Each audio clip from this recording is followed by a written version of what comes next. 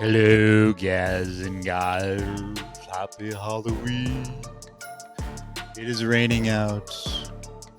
It is cold and damp and nasty out.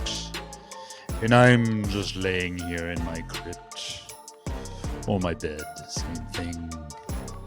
What is there to do when it's poopy out? When it's raining and there's nowhere to walk to? The undead are walking out there. And I'm nice and snuggly in here. Well, I'm going to turn to Pluto to see what they have streaming for Halloween scary horror movies for this Halloween season.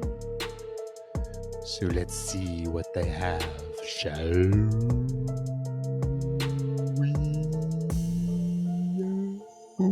Here's all the streaming services and website you can find online where you can find free horror and scary movies to watch this Halloween season.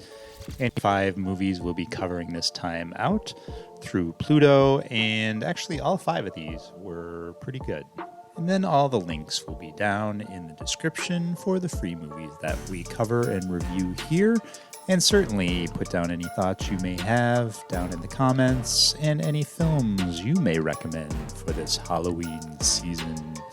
So let's go to Pluto, shall we? And let's see what they have to offer in 2023.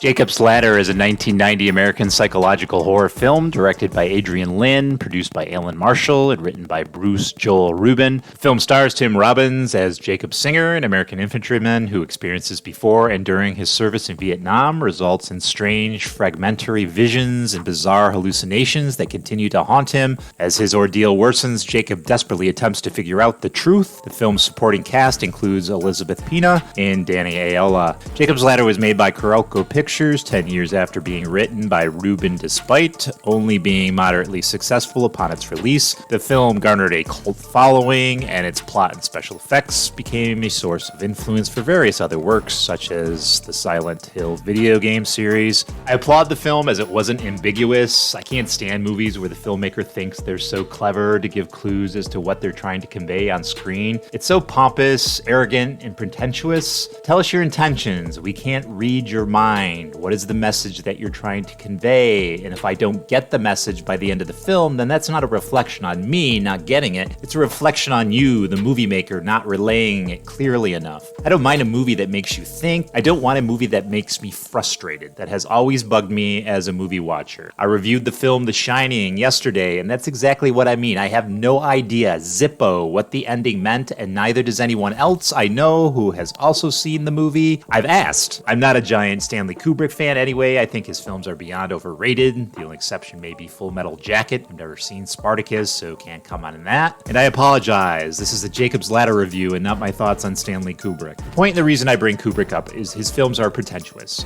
They're not thought-provoking. They're frustrating. Jacob's Ladder wasn't. I could follow the film. I knew pretty much from the beginning Tim Robbins' character was either already dead or dying. The ending clarified that for me, making the rest of the film make complete sense. It was rewarded with a satisfying conclusion that didn't try to be all hidden meaning and pretend to be so clever. Jacob's Ladder didn't really turn out to be all that scary or creepy. I'm not sure if it belongs on a list for Halloween movies. It does present some horror tropes, nothing extreme. You tell me what you think. I like the film. It took me 30 years to finally watch the thing, and I like it.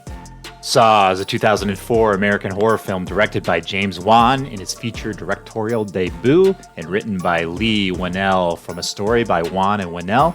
It is the first installment in the Saw film series and stars Whannell, Carrie, Danny Glover, Monica Potter, Michael Emerson, Ken Leung, and Tobin Bell.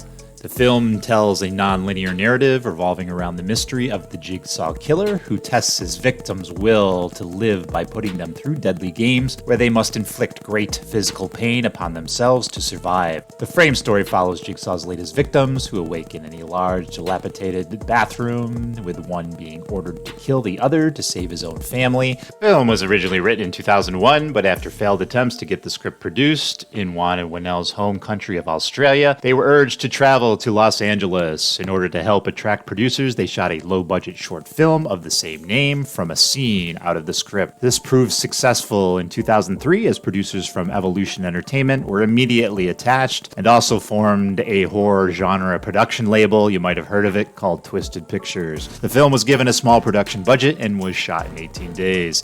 Saw was first screened on January 19th of 2004 at the 2004 Sundance Film Festival before being released in North America on October 29th of 2004 by Lionsgate Films. The film received generally mixed reviews from critics, but grossed more than $100 million worldwide to become one of the most profitable horror films since Scream. It was theatrically re-released to select theaters on October 31st of 2014 to celebrate its 10th anniversary. The first sequel, titled, Saw 2, was released in 2005. All the Saw movies are available on the Pluto platform at the time of this writing, but I'm only going to cover the first one this year. Perhaps next year, if I have a lack of films to cover, I'll go through some of the others. For now, let's go with the original and the best. Unlike the Tremors franchise, some of the follow-up sequels are alright. When you get down to it, they all seem like the same movie, so me doing reviews for every Saw movie is just going to be redundant. I will stick to the original and the best of the bunch.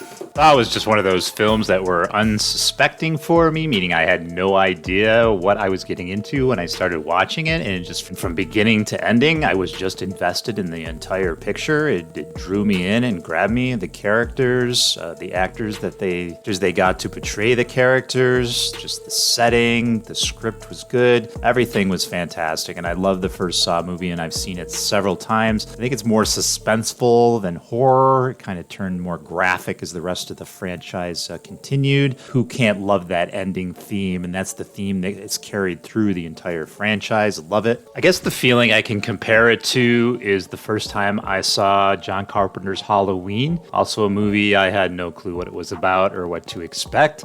It's that same type of feeling. I could say Star Wars, but that's a totally different type of film and a totally different type of experience. So that's why I use more Halloween. It's just, it's great to go into a movie with no expectations and come out not only watching a great movie, but just having those expectations like burst out of the seams. It's a great feeling when watching a movie. Highly recommend for Halloween. Carrie is a 1976 American supernatural horror film directed by Brian De Palma from a screenplay written by Lawrence D. Cohen, adapted from Stephen King's 1974 epistolary, what the hell's an epistolary? Epistolary novel of the same name. The film stars Sissy Spacek as Carrie White, a shy 16-year-old who is consistently mocked and bullied at school. The film also features Piper Laurie, Amy Irving, Nancy Ellen, William Catt, P.J. Soles, Betty Buckley, and John Travolta in supporting roles. Betty Buckley, 8 is enough, comes to mind. It is the first film in the Carrie franchise. The film was based on King's first published novel. De Palma was intrigued by the story and pushed for the studio to direct it, while Spacey was encouraged by her husband to audition. It is the first of more than 100 film and television productions adapted from or based on the published works of King. Theatrically released on November 3rd of 1976 by United Artists, Carrie became critically and commercially successful, grossing over $33.8 million against its $1.8 million budget. It received 2 nominations for the 49th Academy Awards, Best Actress for Spacek and Best Supporting Actress for Laurie. Critics and audience members alike widely cited as the best adaptation of the novel amongst the numerous films and television shows based on the character, as well as one of the best films based on King's publications. The film has significantly influenced pop culture, with several publications regarding it as one of the greatest horror films ever made. In 2008, Carrie was ranked the 86 of the Empire's list of the 500 greatest movies of all time. It was ranked 15th on Entertainment Weekly's list of the 50 best high school movies and 46th on the American Film Institute list AFI's 100 Years, 100 Thrills. The film's prom scene has had a major influence on pop culture and was ranked 8th on Bravo's 2004 program, The 100 Scariest Movie Moments. In 2022, the film was selected for preservation in the United States National Film Registry by the Library of Congress as being culturally, historically, and aesthetically significant. Another classic. This one I've actually seen, but not since I was a teenager. Now, I remember the plot points of the film, but that was about it. I remembered Carrie's psycho mother and the bloodbath at the end. And how could I fault a film that has full-on lady bush and breasts in the beginning? This was before shaving became a fad, I guess. I see. Before the bikini wax. Yes, I know I am a pig. I like naked women. I don't know what to tell you. I'm a guy. There seems to be a chunk of this movie missing towards the end. There's a scene when Carrie is walking down the street all in blood after the events at the prom, and out of nowhere appears John Travolta and Nancy Allen gunning towards her in their car. It was a very strange transition and a very anticlimactic ending to the main antagonists. It just was weird. It just cut strange. The filters at the prom that was used in the film didn't age very well, kind of those psychedelic shots resembling a crappy 1980s MTV video. John Travolta was definitely typecast back then. His Vincent Vinny Barbarino from Welcome Back Kotter, Danny Zuko from Grease, and the character in this film all seem to be like the same guy. Carrie's a solid Hollywood movie. It's extremely dated. Sissy Spacek is beautiful and a great actress, and I loved watching her in this movie. It's just it didn't hold up very well visually or story-wise, but it's okay. It's pretty good to watch. I would recommend it for this Halloween. The Blob is a 1988 American science fiction horror film co-written and directed by Chuck Russell, a remake of the 1958 film of the same name. It stars Shawnee Smith, oh sweet Shawnee Smith, Kevin Dillon, Donovan Leitch, Jeffrey DeMunn, Paul McCrane, Art Lafleur, Robert Axelrod, Joe Seneca, Del Close, and Candy Clark. The plot follows an acidic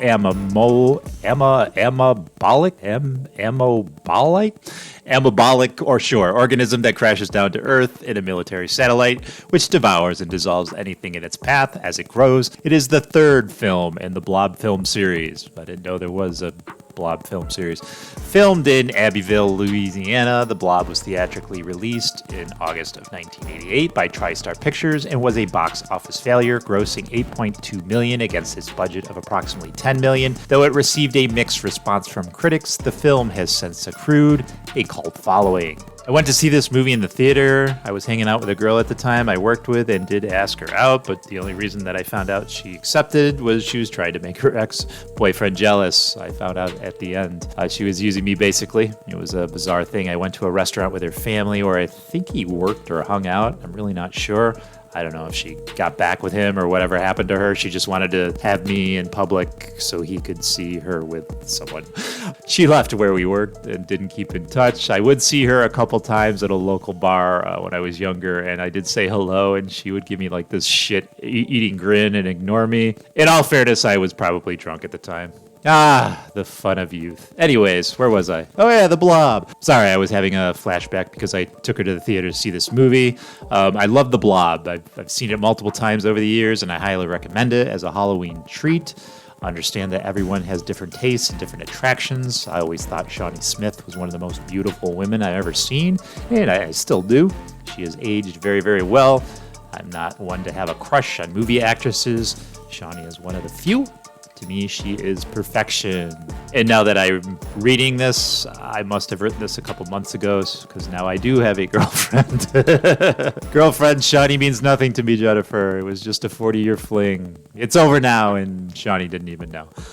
This movie holds up really good, and not only was Shawnee Smith perfection, but the movie, I think, is practically perfection. It's just a really good, fun science fiction horror movie. Not a really movie you have to think about too much. It's just good popcorn movie from the 80s, and I love it right up there with like Ghostbusters and Back to the Future. It's just a fun movie. Wait a minute, was that George Clooney? Return of the Killer Tomatoes is a 1988 American parody film directed by John D. Bello It is the first sequel to the 1978 film Attack of the Killer Tomatoes, and the film stars Anthony Stark, Karen Mistal, John Astin, as well as George Clooney in an early role. The film has developed a cult following and has been described as a cult classic. I don't know. Set 10 years after the events of the Attack of the Killer Tomatoes, referred to as the Great Tomato War, the United States is once again safe, and tomatoes have been outlawed. Although authorities still deal with tomato smugglers who sell to people who cannot live without ordinary tomatoes, Wilbur Finletter Steve Peace has been praised as a hero of the Great Tomato War and parlayed his fame into opening Finletter's Pizzeria, which serves tomato-less pizzas. Working for Wilbur is his nephew Chad Finletter. Anthony Stark, who is a delivery boy, also with Chad, is his roommate Matt Stevens. George Clooney? A suave ladies' man. As you can imagine, this movie is stupid, but it's also not unwatchable. It's a good, bad movie, so it's so stupid it can be funny. It was weird seeing a young George Clooney in something so goofy. There was a part in the middle about product placement that was pretty funny. The movie was really stupid at times with hints of comedic genius. Only hints, mind you. I did go back and watch Attack of the Killer Tomatoes. I know the film has a very cult status and is almost considered a classic. It sucks. In fact, both of these movies suck. It was beyond bad, and maybe it was great 40 years ago, but if so, it certainly didn't age well. I'm pretty confident it sucked when it originally came out. For the original, I got to about 40 minutes, then jumped through the rest of it, just fast-forwarded real quick just to get to the end. I guess they made 2 more of these fucking stupid things with Killer Tomatoes Strike Back in 1990 and Killer Tomatoes Eat France. Sure, why not? 1991. I'll pass on those for now, but never say never. You'll never know when that moment of weakness will appear, and I'll break down to watch those stupid fucking things. There was also a cartoon in the 80s and toys released. It was the 80s. They would make stupid cartoons and toys about pretty much anything and everything. In 2008, a remake was announced. Kent Nichols and Douglas Serene, creators of Ask a Ninja, were developing the project. This was to be Nicholas' directorial debut, with Dale Walton III co-producing, along with Emmett Furlow Films. I have no idea who these people are.